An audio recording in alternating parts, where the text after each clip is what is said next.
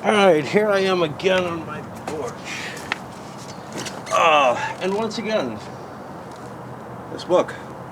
It's, every time I read, I don't know, nearly every chapter gets me thinking. Every little section, every essential point that he's trying to make. And it's not that I always agree with them, although they're argued very, very well.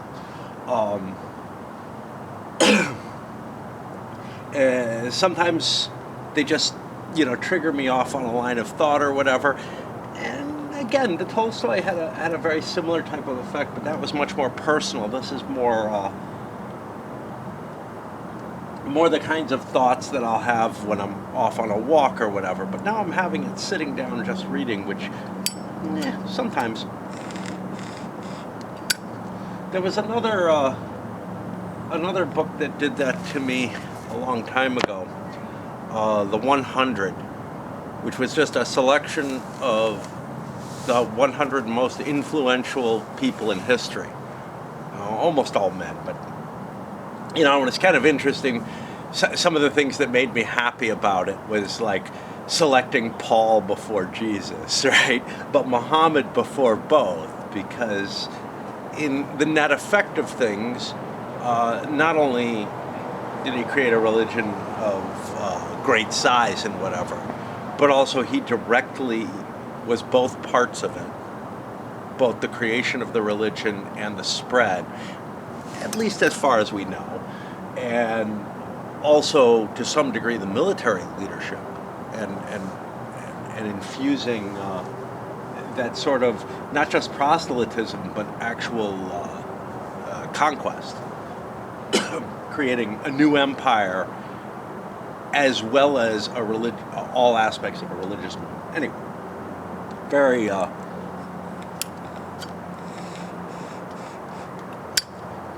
very interesting book, but I gave it to a friend of my first wife's at some point or another. I had read it enough times. Okay, so in this case, we're still in the same general broad area that we were.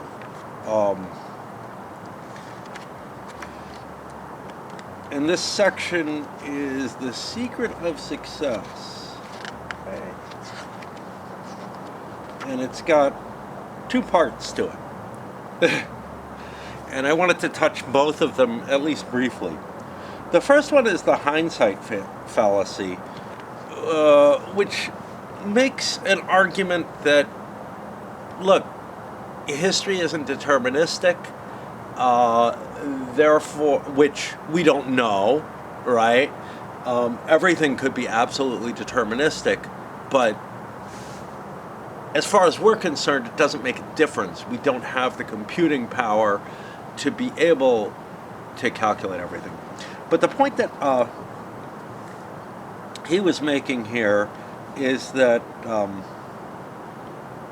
look, when we're looking back, we're able to see the pattern of events that led to the reality that we have now. But the more and more you become familiar with that pattern of event, the more and more you've become familiar with the history of the era, with the way the era actually operated, the less it seems deterministic. It's a simplistic explanation that gets us from point A to point B, where we were to where we are. That's, compelling and believable. That's not his main thing, though. His main argument is that there is no determinism because of the type of chaos that's involved. And he divides it into two, and this isn't his ideas. Everything in this book is him drawing off of other thinkers, but consolidating, a popularized narrative throughout and argumentation. But he's arguing that there are two types of chaos. There's a first order chaos, which is things like the weather, which we can just keep improving the model and eventually come up with pretty good predictions. And then, as to the knowing the history and the subject matter, he also argues the people who know that era the best, and again I disagree with this, are the people living in it. That may not be the case. It may be 40, 50 years later nowadays. You know, there's stuff there's no one who knows all of the little events that are going on, right, in the modern era. So I disagree with this point on this basis. But the people who know the period the best are the ones living in it, and they are precisely the ones who have absolutely no idea and will often predict wrong. But anyway, as to the chaos side of things, he's arguing that first order chaos, can be very complex, but you can build models and eventually come to predictions. Or I would say pretty good predictions, because that's an important point we need to get to. And then he differentiates that from second order chaos, where the prediction itself will influence the future behavior of the item under investigation. So, for example, if you predict that the stock market, that the price of oil is going to go up by $10 a barrel tomorrow, based on information you have, if that prediction is known, people will take advantage of it and the price goes up today, and you still don't know what happens tomorrow, right? Well, yes and no. First of all, he's using the term prediction as if it is a completely mechanistic, with no variables, with no unknown aspects. I don't think you can do that with anything. If you start studying physics, modern physics at a certain level, there are uncertainties just baked in. There are things we cannot know, okay? So the best you can do is look at a big chaotic situation and predict with a certain percentage of accuracy. Given that, there is no reason that you can't refine the prediction with what the impact that the prediction will have, and do that iteratively. Of course, doing so means you may be continually recalculating, but it's a systemic process similar to that which leads up to the calculus, right? Where essentially you might be able to get an approaches this as the predictions are further and further accounted for. So you might be able to make a projection that is very, very accurate as to what will happen if certain behavior is taken, whatever. And that led me to just thinking about, those are my ideas and my complaint about what he's saying.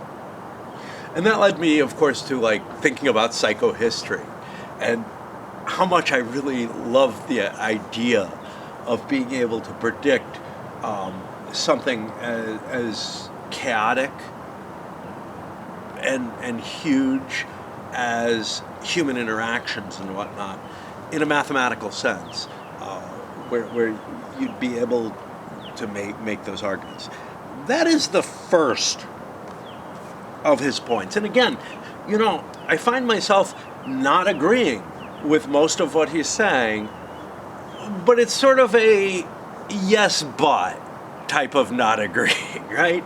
In general, I think for practical purposes, he's absolutely correct. And then I read a second, point within this one little chapter or whatever. I gotta check my battery situation, because I know it runs out relatively quickly. We're doing okay.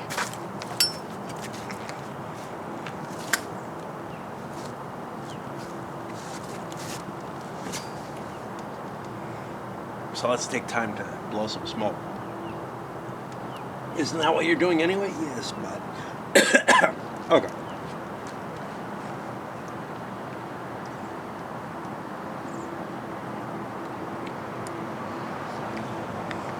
The second is an argument of how to see these cultural institutions, religions, empires, whatever you want to look at, right?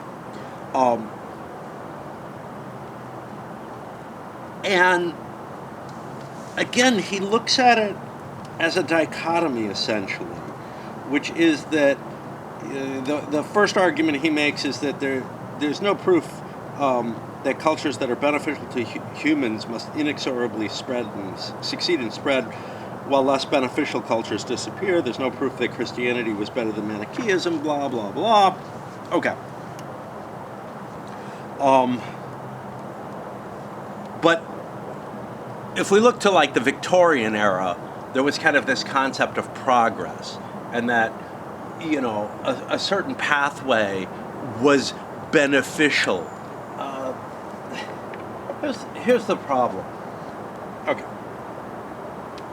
And then he goes on to argue that another argument in terms of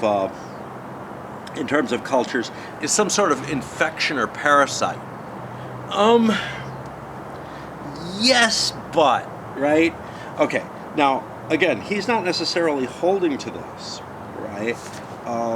I'm not sure what he's holding towards, except that there's no real advantage for the human being in terms of, and I don't know what you can say about that, but among other things, if you're looking at it as an infection or whatever, the ideology could be destroying its host. Now, he's looking at the host as individual humans, whereas I would look at it as the society itself that holds the ideology or whatever. And I would argue that for the society as a whole, there is going to tend to be a beneficial effect to most ideologies that it holds, at least at one time or another. And I look at it in a similar way, which is something like a genetic evolutionary type process, with evolution not necessarily, resulting in the better solution, but the competition ensuring that non-viable things die off, that the germ of an idea remains, because that's actually very helpful. If situations change, it's very helpful to have recessive genes, whatever, that were once useful, or maybe never served a purpose at all, but aren't creating non-viable organisms, right? But I look at it as a germ, not on individual humans, but rather on the society as a whole, or perhaps part of their genetic makeup. And that, as such, you want to hold on to at least a trace of some of these other ideas. And they may cause you illness, right? Sickle cell anemia is a perfect example.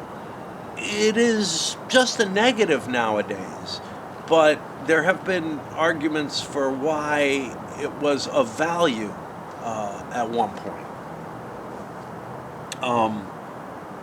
And he argues that that's a mimetic theory, one based on memes, which, again, I don't see these as, and I don't know, how do you want to view viruses and whatnot? Viruses obviously leave the body and infect another user in a way that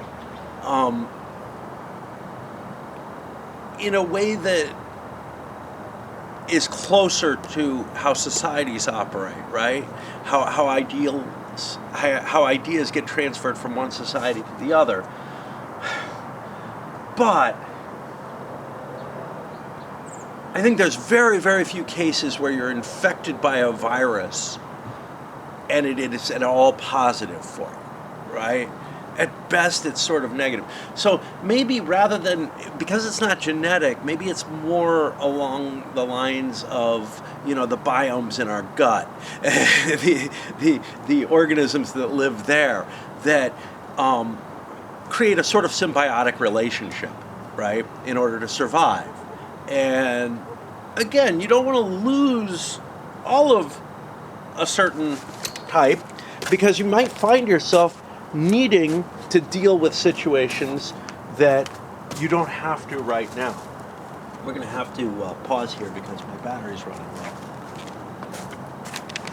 It feels like, once again, that he's taking too simplistic a discussion point and kind of avoiding the means of making any one of them kind of reasonable. So while I think it's okay to look at an ideology or whatever as its own kind of organism that mutates and changes as it moves from host to host, I would kind of argue that the hosts aren't individual humans in this case. They're the societies themselves. And it's the societies themselves which are important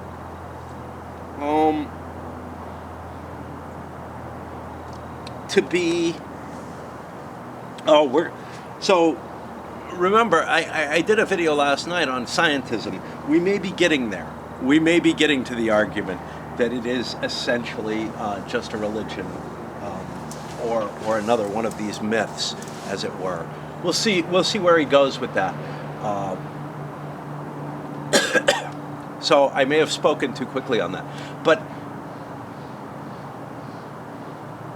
to me, the way I look at the societies and how they interact with ideologies, an ideology that simply does not work in the situation, well, first of all, will the internal defenses of the society beat it back and destroy it? That's the first thing. If you're going to think of it as a viral type of thing, look, there have been weird little sects and groups.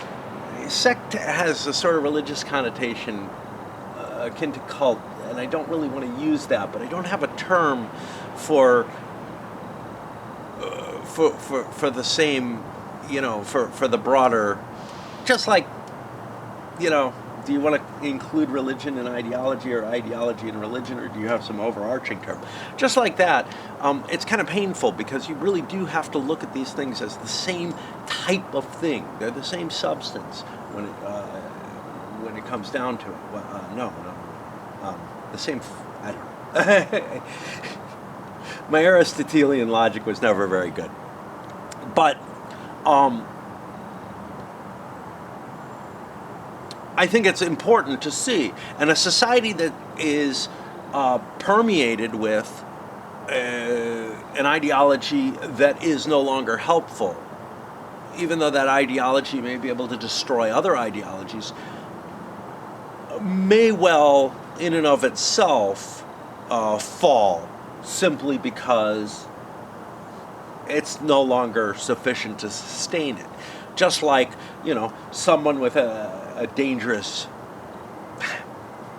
biological condition. I don't want to say genetic because, again, it feels like these things aren't absolutely locked in. Like, to me, the society feels like the big organism that's being dealt with here.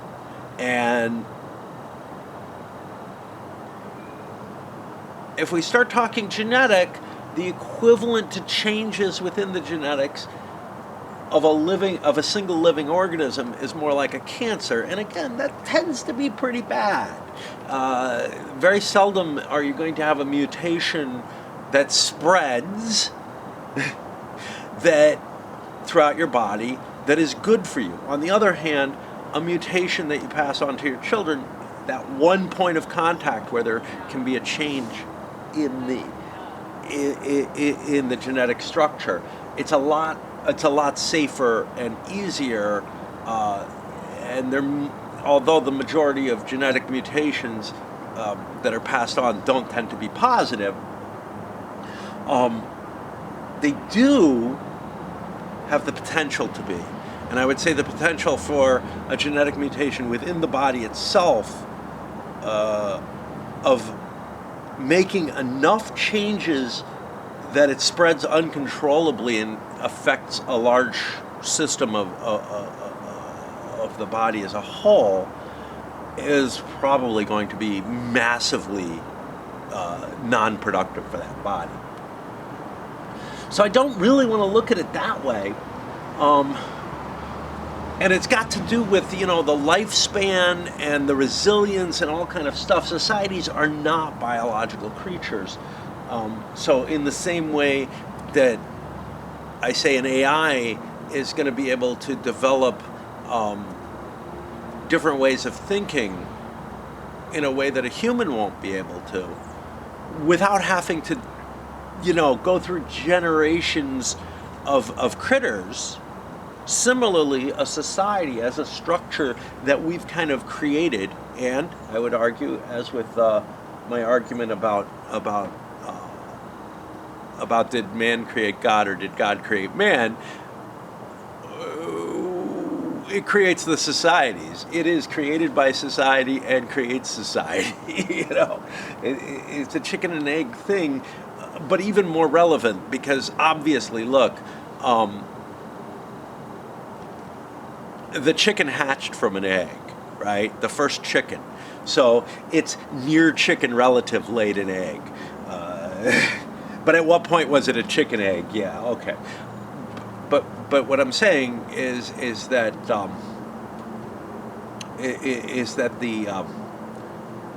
the two are influencing one another in an intertwining way and growing together.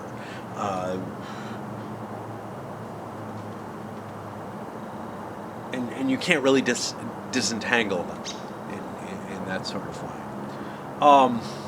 But yeah, it does feel like he's taking a somewhat simplistic view, but one that comes close to what I would argue here.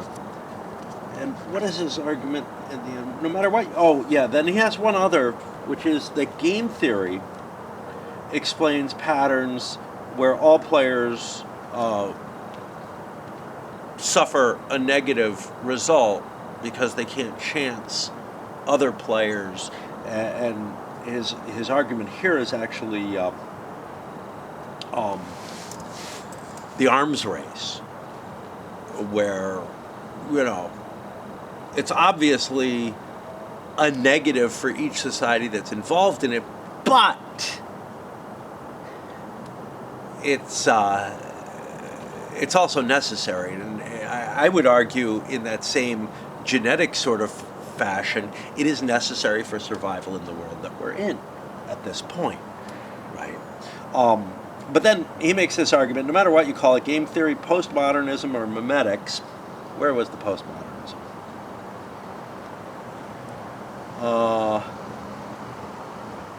They speak about discourses rather than memes as the building blocks of culture, but they see cultures as propagating themselves with little regard for the benefit of humanity. Yeah, that they're not like,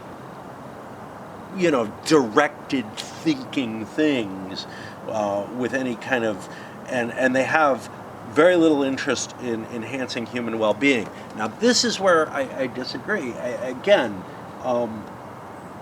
like genetic changes, there doesn't have to be a direction there, but the ones that survive were the ones that the society could absorb without being harmed,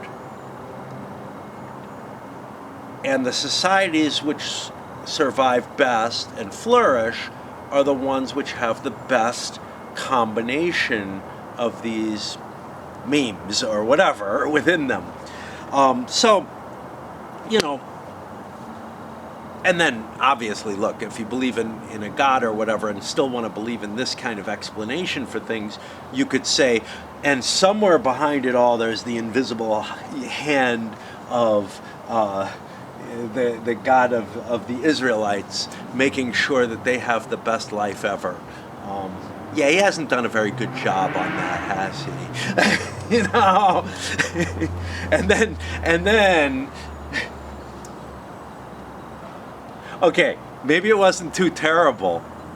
But at some, and this is kind of the telling point, at some point or another, he seems to have said, screw it, I'm going to send my only son down there, and I'm going to have them found another group, and fuck the Israelites, and you know what, instead, let's let anyone join, and screw the promised land, and let's just destroy, you know, what I made as my promised people, me, the omniscient God who knew all this was going to happen. I changed my mind as to how I'm going to do it, right? That's, I don't know. It's just hard to accept. Anyhow, what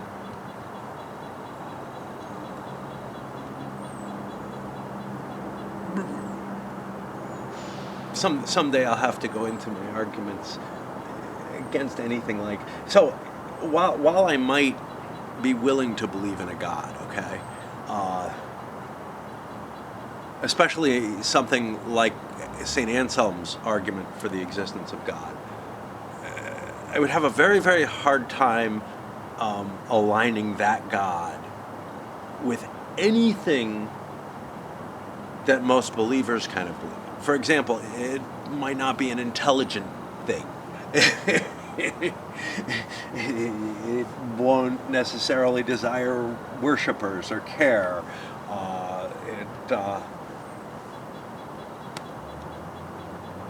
It may simply be something like the laws of the universe, which may be that than which nothing greater can be imagined, you know?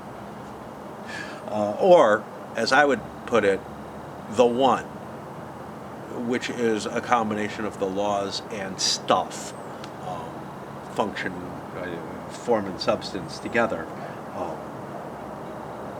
of the everything. And what greater could I imagine than that? Well, I can't, you know. How could anything be more perfect than that? I can accept that might be it. Anyway, that's it for today. I don't know why. I think I'm just trying to avoid playing Clash of Sovereigns. But it's pretty out, and you know, I want to sit out and read, and then I want to make comments on it. And instead of doing it within the gaming videos, hey, why don't I take the time and just do it here?